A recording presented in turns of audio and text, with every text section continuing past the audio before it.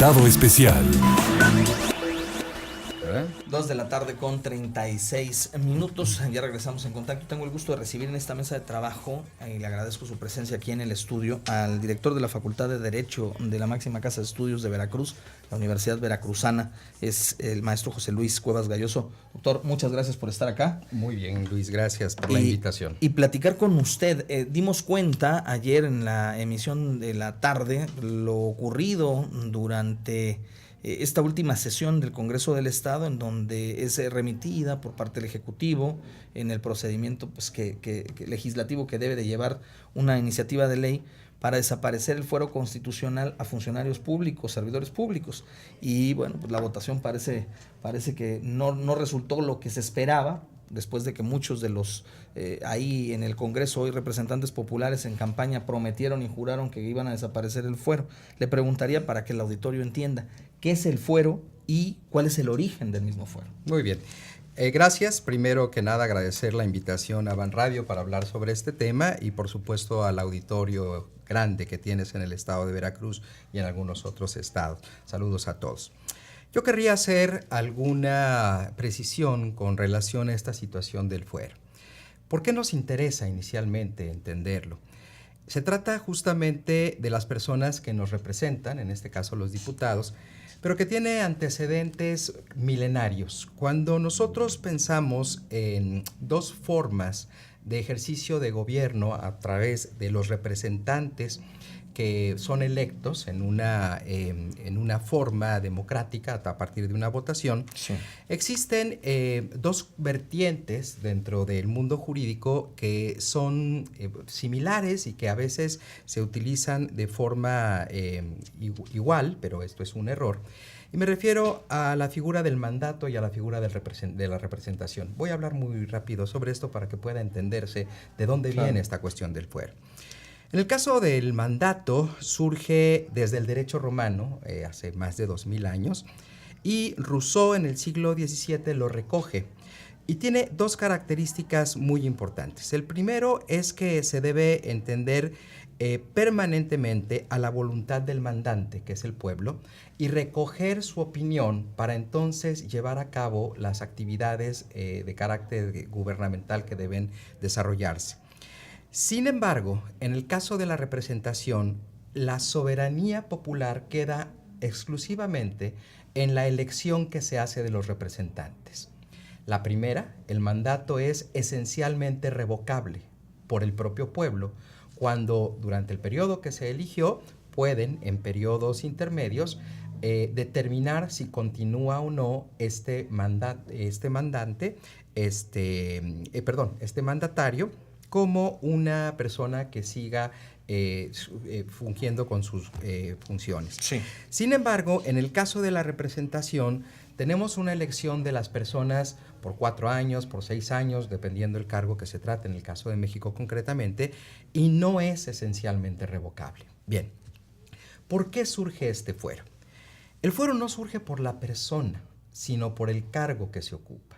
Es decir, el fuero lo que está buscando es que aquel servicio público que se presta no quede acéfalo, es decir, no quede con una falta de representatividad. Y por tanto, en aras de que pueda continuarse con el ejercicio del gobierno, se otorga este fuero para no removerlo de manera inmediata. Esto no quiere decir que no sean removibles. La propia Constitución establece que en caso de que exista alguna comisión de un delito infraganti, que encuentran a alguien robando, agrediendo, etcétera, puede ser puesto a disposición de las autoridades para que se siga un proceso. Sin embargo, insisto, es tener la posibilidad de darle a la ciudadanía, a los gobernados, la posición de quien debe estar ejerciendo este cargo. Para eso es el fuero. El gran problema es que el fuero, como hemos visto en las últimas décadas, diría yo quizá más que las décadas y años en general, se ha ocupado con un sentido diverso a lo que está previsto, ¿no? Para poder llevar a cabo una serie de acciones que dañan a la propia comunidad y que entonces no se puede llevar a cabo esta remoción. Sin embargo, existe también lo que comúnmente se llama como el desafuero, que en términos jurídicos se debe llamar el juicio de procedencia, a través del cual puede llamarse a juicio a un gobernante para que rinda cuentas y en su caso dé cuentas sobre el delito que ha cometido o los delitos que haya cometido. A ver, es importante también preguntar por qué se hace el planteamiento, por qué se busca desaparecer el fuero a funcionarios y legisladores en Veracruz o en el país, por qué se busca cambiar esta vertiente de protección que malentendieron muchos de estos funcionarios y que al amparo de este fuero que se les otorga para el ejercicio de su representación, pues lo mal emplean. ¿Por qué intentar hacer esto? Creo que justamente la respuesta está en los resultados que se han dado. Y que al amparo de este fuero hemos visto escenas realmente lamentables en ocasiones, en sexenios pasados en la Ciudad de México, encontrar a diputados que entran en cajuelas de de autos, ¿no? Para rendir la protesta y que a partir de esta rendición de protesta los ampare el fuero y que no sean juzgados de manera inmediata. Uno de los ejemplos, independientemente del partido político que sea, sí. Simplemente hablo de una de las acciones. Y por ello se planteó como una iniciativa que vino de la Comisión de Puntos Constitucionales del propio Congreso, la remoción del fuero. Habría que dar una lectura, esto creo que es importante para el auditorio, ver cuáles son los términos en los cuales se hizo este planteamiento, porque en realidad no era quitarles la protección de la libertad de expresión. Es necesario que un diputado tenga una libertad de expresar sus ideas en tribuna y que no por esto sea juzgado, por ejemplo, ¿no? Sin embargo, la intención era quitar la posibilidad a los funcionarios que desarrollan en forma inadecuada, valga la redundancia, sus funciones y por tanto dejarlos más en una circunstancia de poder ser, digamos, juzgados prácticamente en forma inmediata. Este tipo de determinaciones, de decisiones que tomara la legislatura, requería de una votación especial, es decir, de las 2/3 partes de los integrantes del Congreso. Como sabemos, son 50 diputados los que lo integran, y se tendría que haber reunido el número de 34 votos. No se alcanzó este número y, por tanto, quedó desechado, lo cual no quiere decir que nunca más podrá volverse a plantear. Okay. En cada una de las sesiones ordinarias, de los periodos ordinarios, acabamos de concluir uno, pero inicia otro dentro de 3 meses, podría replantearse quizá con las adecuaciones que se necesiten. Lo que me parece que no es muy conveniente, independientemente de quien lo haya realizado, es que hayan habido abstenciones al respecto. Es decir, si un diputado es tal, pues su función es tomar una posición, ¿no? A favor o en contra y argumentar por qué se está tomando, pero la abstención, como se toma como tal, como si no hubiesen asistido siquiera, ¿no?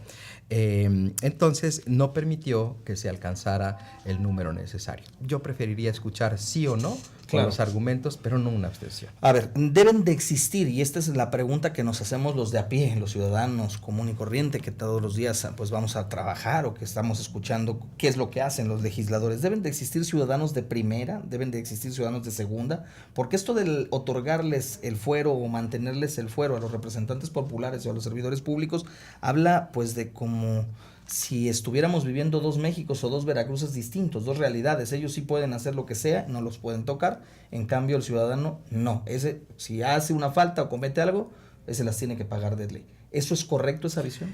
Yo creo que mi respuesta no estaría en si debe haber de primera o de segunda, sino que cada una de las personas que desarrollamos diferentes actividades en la sociedad necesitamos de ciertas características que puedan permitir el desarrollo de las mismas, y que para esto, de forma legal, pues se encuentran establecidas aquellos requisitos que deben cumplirse y, por tanto, también ciertas prerrogativas que puedan tenerse. Vamos a pensar en una persona que se dedica a manejar un taxi, pues requiere de una licencia, lo cual ampara que tiene la capacidad para desarrollar ese cargo, o una persona que trabaja en una empresa nucleoeléctrica, pues requiere de los conocimientos especiales y la indumentaria para poder desarrollar su trabajo. Así, las personas que ocupan cargos de gobierno, insisto, tienen esta prerrogativa del fuero para cumplir su función precisamente. Es decir, ese es el sentido del fuero constitucional, una suerte que beneficia a su vez a la sociedad misma de no tener acéfala una posición y no tener que entrar a un proceso de elección. Recordemos que quienes obtienen el fuero en principio son aquellas personas que obtuvieron la designación como a través de una votación popular y que entonces al colocar a esa persona en esa circunstancia requiere de esta protección. Por eso es que surge desde antaño este llamado de manera genérica fuero. Importante esto que menciona, y nada más por último preguntarle, agradeciéndole su presencia en el estudio.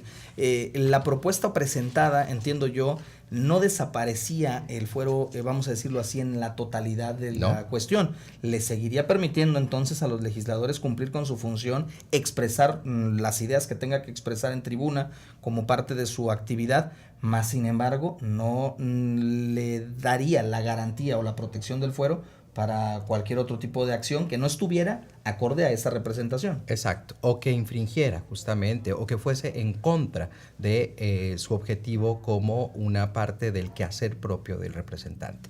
Entonces, creo que sería importante que a partir de esta votación, quienes hicieron la propuesta, se reestructure y vuelva en su caso a presentarse, porque como bien lo dijiste al principio, fue una promesa de campaña prácticamente de todos los candidatos. Y hoy es necesario que sean coherentes con lo que se propuso inicialmente. Pues yo le agradezco a José Luis Cuevas Galloso, director de la Facultad de Derecho de la Universidad Veracruzana, el venir al estudio, platicar, dar su visión, su conocimiento, compartirlo con el auditorio en este importante tema. Es un asunto de verdad sumamente importante porque habla también de la coherencia que tienen los servidores públicos, los representantes populares. Si prometen un tema, pues hay que cumplirlo, hay que llegar a la conclusión del mismo. El fuero simple y sencillamente no les va a retirar ninguna imposibilidad de que puedan expresar dentro de su actividad lo que tengan que decir. El tema es aquí, como bien dijo, pues que no cometan ningún tipo de acción que pueda atentar contra el patrimonio o contra la sociedad misma, ¿no?, del Veracruz. Muchísimas gracias, director. El agradecido soy yo y un saludo nuevamente al auditorio. Gracias. Que tengan una buena tarde. Gracias, igualmente. Vamos a hacer una pausa muy breve. Regresamos con los deportes y familia.